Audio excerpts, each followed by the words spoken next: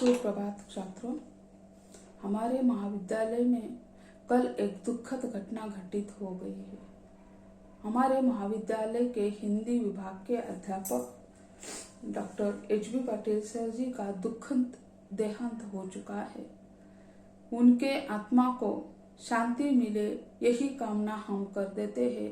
उनके परिवार के दुख में हम सहभागी हैं। इनके साथ ऐसी घटना घटित नहीं होनी चाहिए, लेकिन हो गई है तो ईश्वर के आगे हम कुछ नहीं कर सकते हैं। ईश्वर के इच्छा के विरुद्ध हम कुछ भी नहीं कर सकते हैं। तो हम सभी यानी महाविद्यालय के सभी कर्मचारी, अध्यापक, सभी छात्र, इसमें सभी सम्मिलित है, उनकी आत्मा को शांति मिले यही कामना कर देते हैं। तो छात्रों, हम हिंदी के यानी जो संपर्क भाषा है या राजभाषा है, उसके बारे में हम चर्चा कर रहे थे। राजभाषा यानी क्या है? दरबार की भाषा यानी शासन की भाषा, ऐसा कहा जाता है। तो हिंदी संघ भाषा कार्यालयीय भाषा एवं राजभाषा के रूप में स्वीकृत है। यानी हिंदी संघ भाषा जो है कार्यालयीय भाषा एवं राजभाषा के रूप में स्वीकृत है। हिंदी का राजभाषा बनने का प्रयास हिंदी को राजभाषा बनाने का प्रयास 15 अगस्त 1947 के पूर्व ही शुरू हुआ था। भारत को स्वतंत्रता मिलनी थी, ऐसे कगार पर हिंदुस्तान खड़ा था। अंग्रेज तो जाने वाले थे, लेकिन अपने देश की राष्ट्रभाषा कौन सी हो, इसके बारे में यानी नेताओं में चर्चा हो रही थी। और 1947 को भारत स्वतंत्र हो गया, लेकिन उसके पहले का यानी बहुत सारे प्रयास यानी किए गए हैं उसको राजभाषा बनाने के। संविधान सभा की नियत समिति 1947 में डॉक्टर राजेंद्र प्रसाद की अध्यक्षता में कार्यरत थी। उन्होंने निर्णय लिया था कि संविधान सभा की कार्यवाही हिंदी या अंग्रेजी में होगी। अंत में मूल अधिकारी समिति ने सर्वसम्मति में राजभाषा के रूप में हिंदी को और लिपि के रूप में देवनागरी को और अंकों के लिए भारतीय अंकों के अंतरराष्ट्रीय रूपों को तथा 15 वर्षों के बाद भी संघ की राजभाषा समिति अंग्रेजी भाषा को राजभाषा पद से हटाने के पक्ष में नहीं थी। हिंदी को बढ़ावा देने, उसका प्रचार प्रसार करना तथा उसकी प्रगति के लिए सरकार द्वारा उसके मानकीकरण के प्रयास किए गए हैं।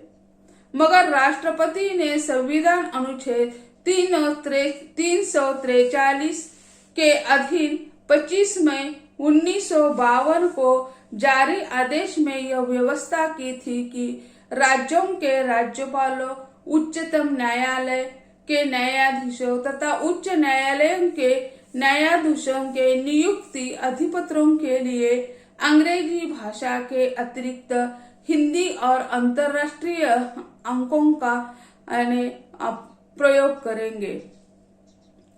राजभाषा अधिनियम 1963 तथा राजभाषा नियम 1976 के अनुसार सूचित किया है कि केंद्र सरकार के स्वामित्व के या नियंत्रण के किसी निगम, कंपनी, कार्यालय के और किसी अन्य ऐसे निगम, कार्यालय या कंपनी के बीच प्रयोग में लाई जाती है, वहां उस तारीख तक जब पूर्वोक्त संबंधित मंत्रालय, विभाग, कार्यालय, निगम या कंपनी का कर्मचारी वृंद हिंदी का कार्य साधन प्राप्त नहीं कर लेते, ऐसे पत्रादि का अनुवाद यथास्थिति अंग्रेजी भाषा या हिंदी में भी दिया जाएगा। मतलब स्पष्ट है कि आज भी हिंदी के साथ अंग्रेजी भाषा सहभाषा के रूप में राजभाषा पद पर आसीत है। यानी हिंदी के साथ साथ अंग्रेजी या हिंदी का अनुवाद अंग्रेजी में या अंग्रेजी का अनुवाद हिंदी में केंद्रीय पत्रों में होता हुआ दिखाई देता है। भारत की शासन व्यवस्था केंद्रीय और प्रांतीय है। यानी भारत की शासन व्यवस्था जो हम देखते हैं केंद्रीय और प्रांतीय, यानी केंद्र आकर्षित और केंद्र उत्साहित है। कई राज्यों को अपने अपने अधिकार दिए, कई अधिकार है, कई अधिकार केंद्र सरकार के पास है। तो ऐसे ये केंद्र आकर्षित और केंद्र उत्साहित दो प्रकार की हमारी शासन प्रणाली दिखाई देती है। केंद्रीय शासन की राजभाषा हिंदी है। हिंदी तर प्रांतों में उसकी अपनी अपनी अन्य भाषाएं राजभाषाओं के रूप में कार्यरत है। इस व्यवस्था में इन राज्यों को केंद्र के साथ संपर्क करने के लिए हिंदी भाषा का प्रयोग करना पड़ता है। हर एक राज्य अपने अपनी राजभाषा में कारभार करता रहता है।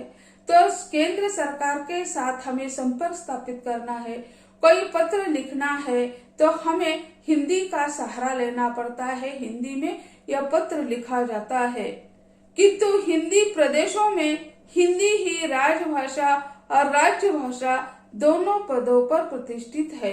यानी हिंदी के जो 10 राज्य है तो यह जो हिंदी प्रदेश है तो वहाँ की भाषा राजभाषा और राज्य भाषा एक ही है। इस तरह हिंदी केंद्र सरकार की राजभाषा है। केंद्र सरकार के विभिन्न कार्यालयों, सार्वजनिक उपक्रमों और राष्ट्रीयकृत बैंकों में राजभाषा के रूप में उसका प्रयोग बढ़ रहा है। भारत सरकार के सभी कानून, संकल्प, निविदा, प्रेस नोट, विज्ञापन, निर्णय अंग्रेजी के साथ होते हुए भी राजभाषा हिंदी में प्रकाशित किए जाते हैं। यानी केंद्र सरकार के जो कानून हो, संकल्प हो या निविदा, प्रेस नोट, जो कुछ हो, विज्ञापन, ये सभी क्या होता है, ये सभी अंग्रेजी के साथ साथ हिंदी में भी होता है।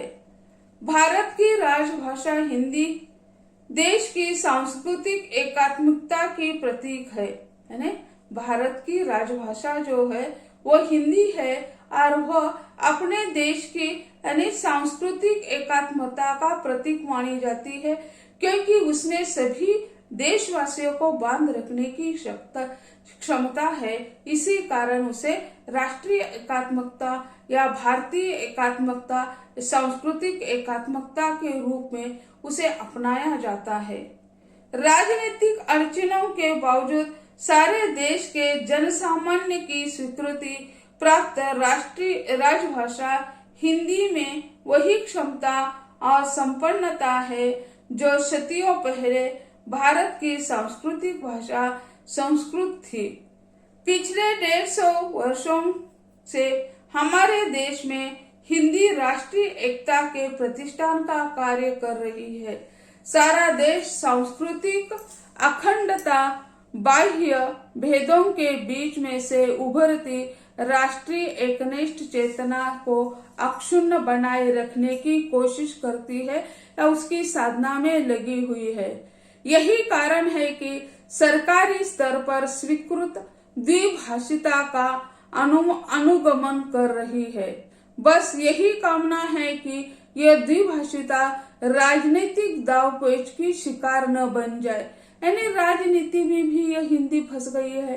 राजभाषा, राष्ट्रभाषा, इसमें यानी राजनीति में भी यह हिंदी फंस गई है। इसी कारण कहते हैं कि यह यानी राजनीति के दांवपेचों में इसे फंसना नहीं चाहिए और राष्ट्रीय संसद एवं संविधान की स्वीकृति को सर्वोपरि समझकर सारा देश हिंदी के प्रयोग को राष्ट्रधर्म मानकर कार्य करे। यानी एक प्रतीक के रूप में उसे हम अपनाते हैं, एक दूसरे के साथ हम जुड़ जाते हैं। इसी कारण यह कामना करते हैं कि द्विभाषिता राजनीति जो है चल रही है, दक्षिण के प्रदेश जो है वो यानी हिंदी को राजभाषा मानने के पक्ष में नहीं, राष्ट्रभाषा मानने के भी पक्ष नहीं है। इस साल 14 सितंबर जो हिंदी दिवस मनाते हैं, उसी समय यानी कर्नाटक के जो मुख्यमंत्री है उन्होंने कहा हमने कभी हिंदी को राष्ट्रभाषा मानना ही नहीं था। पंतप्रधान जबरदस्ती से हम पर यह राष्ट्रभाषा के रूप में थोप रहे हैं, हम उसको नहीं स्वीकारेंगे। कोई जबरदस्ती करने की आवश्यकता नहीं है, हमने कभी उसे यानी राष्ट्रभाषा के रूप में उसे अपनाया ही नहीं, ऐसा उनका वक्तव्य यानी 14 सितंबर 2021 में हमने सुन लिया है। तो यानी राजभाषा के रूप में संविधान ने, कानून ने उसे अपना स्थान दिया, लेकिन लोगों के दिल ने उसको साथ नहीं दिया है। जब तक दिल नहीं चाहता, कानून से हम कितने भी बिठा दे, उसे स्थान दे दे, लेकिन उसका कोई फायदा नहीं होता है। वह अगर लोगों के दिलों की भाषा बन जाती है तो वह यानी एक राजभाषा बन जाती है। अगले समय में यही उनका जो स्थान है राजभाषा का, वो उसे मिले, यही कामना कर देते हैं। अगला जो रूप है भाषा का यानी हिंदी का रूप जो है सृजनात्मक भाषा। यानी सृजनात्मक भाषा यानी क्या है? यानी जैसे हम देखते हैं, भाषा अभिव्यक्ति का एक सुनहरा भविष्य रचती है। यानी भाषा क्या है? अभिव्यक्ति का माध्यम है। अभिव्यक्ति यानी क्या है? हमारे विचार है। हम अपने विचार दूसरों को सुनाते हैं तो यह अभिव्यक्ति हो गई है। तो भाषा क्या, पहले कौन सी भी भाषा हो तो उसमें हम अपने विचार प्रकट करने चाहिए, दूसरों को सुनाना चाहिए। अगर अपने विचार अपने मन में ही रहे तो वह हमारी अभिव्यक्ति नहीं हो सकती है। तो सुनहरा भविष्य रचती है भाषा, क्योंकि वह विश्व को एक विचार, वात्सल्य, अनुराग एवं समस्त स्थायी भाव को प्रकट करने की क्षमता को पूर्णता से प्रकट कर सभी को जोड़ने का काम करती रहती है। भाषा एक व्यवस्था देती है और इस क्षमता को देने और लेने की भी इसमें गहराई और बदलाव दोनों ही होते हैं। यह जड़ नहीं जंगम है। भाषा विचार विनिमय का माध्यम है जिसके द्वारा मनुष्य अपने को अभिव्यक्त करता है। यानी वह अभिव्यक्ति का माध्यम है। मनुष्य यानी उसे क्या कर देता है? अपनाता है और यानी भाषा के द्वारा अपने विचार अभिव्यक्त कर देता है।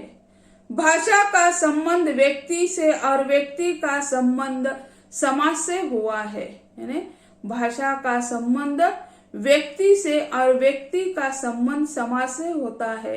एक व्यक्ति समाज नहीं बन सकता, अनेक व्यक्ति से यह समाज बनता है और बिना व्यक्तियों के समाज भी नहीं बनता है। ने दूसरे क्या है? दोनों एक दूसरे को पूरक है, वे मारक नहीं है, तारक है। मनुष्य समाज का हिस्सा है और समाज मनुष्य का हिस्सा है। दोनों एक दूसरे को यानी पूरक है, परस्परावलंबी है। भाषा परिवर्तनशील होती है। आवश्यकताओं के कारण ही हमें भाषा के विभिन्न रूप देखने को मिलते हैं। भाषा जैसे हम देखते हैं, भाषा का पहला गुण होता है कि भाषा चिर परिवर्तनशील होती है, यानी सतत परिवर्तित होने वाले होते हैं। जैसे हम कहते हैं ना, बहता हुआ नीर साफ सुथरा होता है और ठहरा हुआ जल जो होता है इस्तेमाल लायक नहीं होता है। इसी तरह भाषा का विकास भी या भाषा का परिवर्तन नहीं होता तो वह भाषा मृत मानी जाती है। उसमें विकास होना ही चाहिए, इसमें दूसरी भाषा के शब्द आने भी चाहिए और अपनी भाषा के शब्द दूसरे भाषा में जाने भी चाहिए। तो भाषा परिवर्तित होनी चाहिए।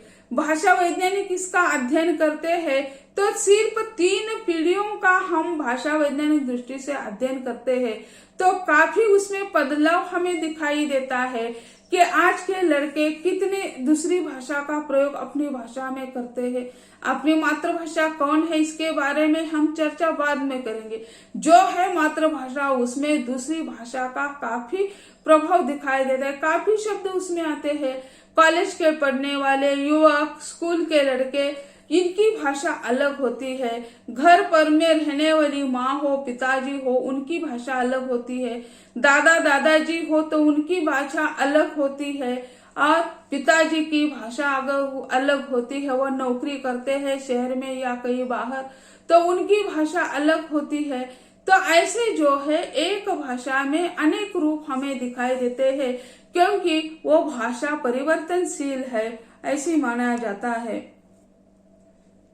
हिंदी भाषा के संबंध में भी यही बात देखने को मिलती है। हम हिंदी भाषा का प्रयोग अपनी अपनी आवश्यकता के अनुरूप अनेक रूपों में करते हैं। हिंदी भाषा के रूप जैसे हम देख लेंगे तो ऐसे जो है यानी एक ही परिवार में अलग अलग प्रकार की भाषा हमें दिखाई देती है। तो अगले लेक्चर में उसके सृजनात्मक भाषा के जो विशेषता है उसके बारे में हम चर्चा करेंगे। आज यही रुकेंगे।